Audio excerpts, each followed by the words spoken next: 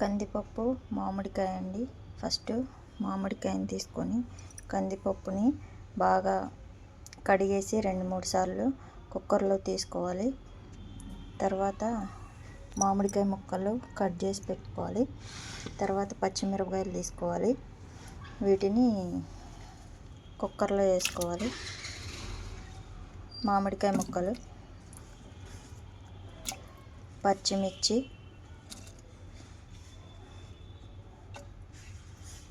తీసుకోవాలి.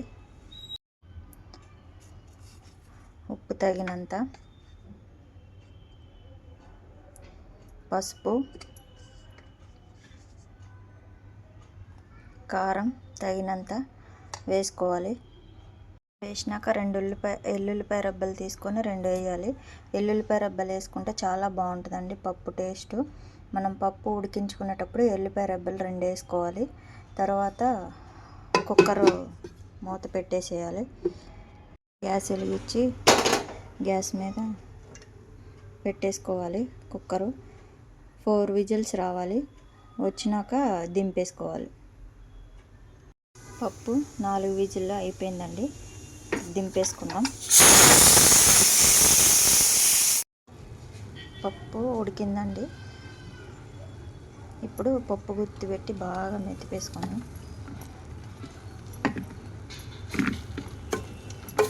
బాగా మెతపాలి. పప్పుని బాగా మెతిపేసుకోవాలి. పప్పుని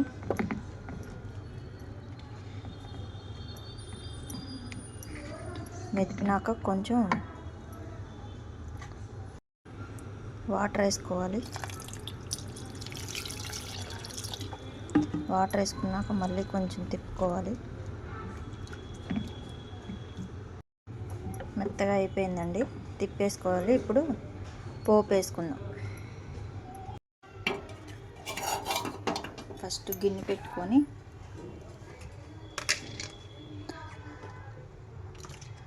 రెండు స్పూన్ల ఆయిల్ వేసుకుందాం.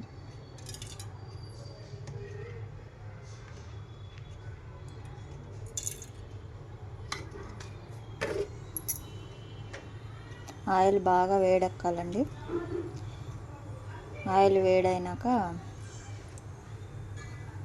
ఫస్ట్ పోపు దినుసులు వేసుకుందాం.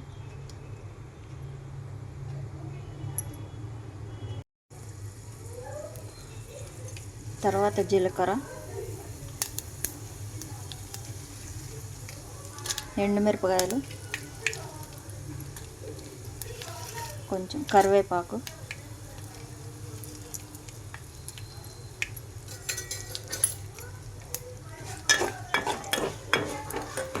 అవి ఎర్రగా వేగేంత వరకు తిప్పుకోవాలి. అవి వేగినాక వెల్లుల్లిపాయలు బాగా చితగొట్టి దాన్ని వేయాలి.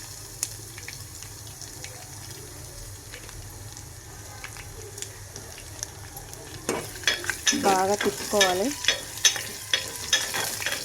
వెల్లుల్లిపాయ ఎర్రగా అయ్యేదాకా ఉండాలి. అప్పుడు కొంచెం ఇంగువ వేసుకోవాలండి తాలింపులో.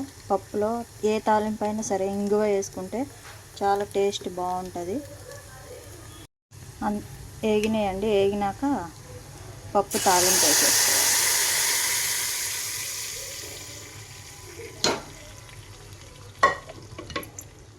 తాలింపు వేసుకొని తిప్పేయాలి.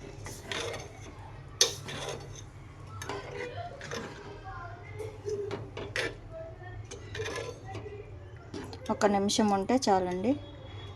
మామిడికాయ పప్పు టేస్ట్ చాలా బాగుంటుంది.